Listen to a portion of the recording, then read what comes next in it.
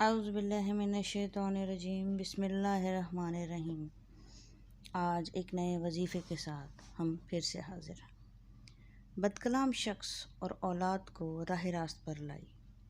अगर औलाद अपने वालिदैन से नहायत सख्त लहजे में बात करती हो, गालियाँ देती हो, बदज़ुबानी करती हो, उन पर हाथ उठाती हो, इस तरह बाज़ बीवियाँ और शोहर बहुत ज़्यादा बद अखलाक होते हैं, तो ऐसे अफराद के लिए 3 बार ये पढ़कर उस शख्स पर तसव्वुर में ही दम करें।